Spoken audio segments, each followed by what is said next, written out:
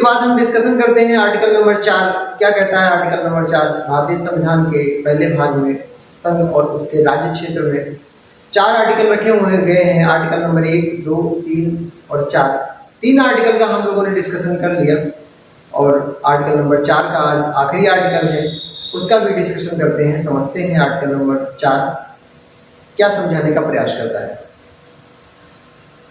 तो बच्चों आइए मैं छोटी सी कहानी सुनाता हूँ आपको और उससे समझने का प्रयास कीजिएगा।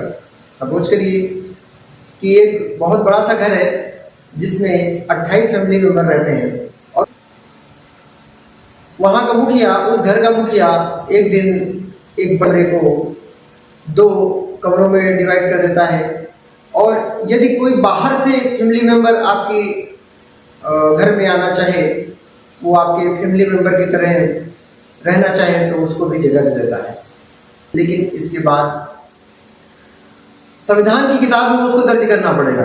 भारत की संविधान की किताब में उसको इस बात को दर्ज करना पड़ेगा कि हमने सपोज करिए कि आंध्र प्रदेश राज्य को तोड़ा और 2 भागों में डिवाइड कर दिया, आंध्र प्रदेश और तेलंगाना।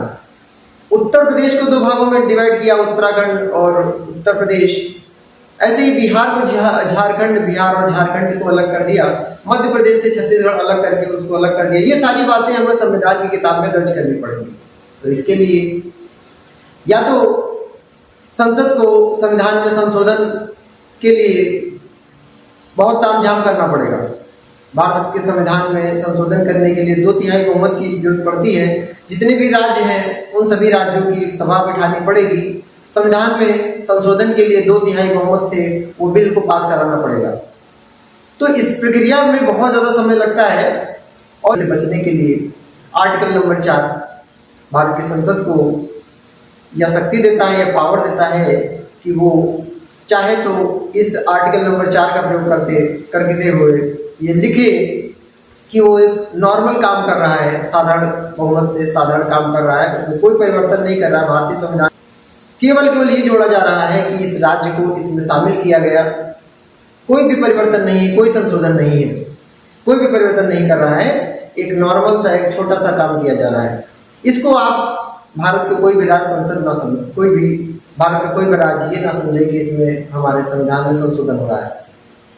तो इसलिए आर्टिकल नंबर 4 बहुत महत्वपूर्ण है। आर्टिकल नंबर 4 भारत की संसद को ये ताकत देता है, ये पावर देता है कि वो भारत के सभी राज्यों को ये समझा सके कि वो कोई भी संशोधन नहीं कर रहा है, एक राज्य को 2 राज्य में बना रहा है या किसी बाहरी राज्य को भारत में प्रवेश दे रहा है। और भारतीय संविधान की किताब में इस बात को लिख रहा है कि हाँ, आज से इस राज्य के 2 हिस्से हो गए या कोई बाहरी राज्य भारत में शामिल हो गया, कोई भी संशोधन नहीं, सीधा एक नियम है। आप इस बात को ऐसे समझिए कि सपोज करिए आपके घर में एक कमरे में 2 भाई रहते हैं, वो आपस में बहुत झगड़ते हैं, तो घर का मुखिया क्या करेगा, उस घर के या उस कमरे के 2 भाग डिवाइड कर देगा और बीच में एक दीवार बना देगा, एक भाग में एक भाई, दूसरे भाग में दूसरा भाई रहने। तो इसके लिए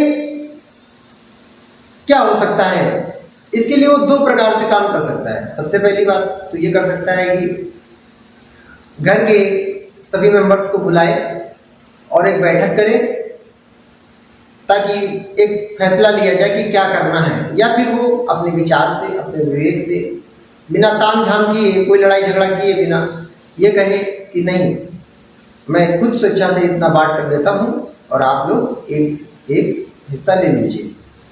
तो इस प्रकार से कोई तामझाम करने की जरूरत नहीं पड़ती है। बिना तामझाम किए भारत के संविधान में नई बातों को जोड़ा जा सकता है। ठीक है, तो ये जो तामझाम है ये संविधान का संशोधन है। बिना संविधान के संशोधन के ही भारत के संविधान में कुछ बातें जोड़ी जा सकती हैं। हाँ, बेसिक स्ट्रक्चर गड़बड़ाना नहीं चाहिए बातें संविधान। ठीक है बच्चों, तो यही है आर्टिकल नंबर 4 की कहानी। आर्टिकल नंबर 4 क्या कहता है, आर्टिकल नंबर 2 और 3 के तहत जो नए राज्यों का निर्माण किया गया है उन राज्यों को भारत के संविधान की किताब में भी चढ़ाना है। संविधान में की किताब में भी मेंशन करना है कि आज से ये भारत के हिस्से हुए, भारत के फैमिली मेंबर्स हो गए हैं, इनको भी भारत की संविधान की किताब में दर्ज करना आवश्यक होता है।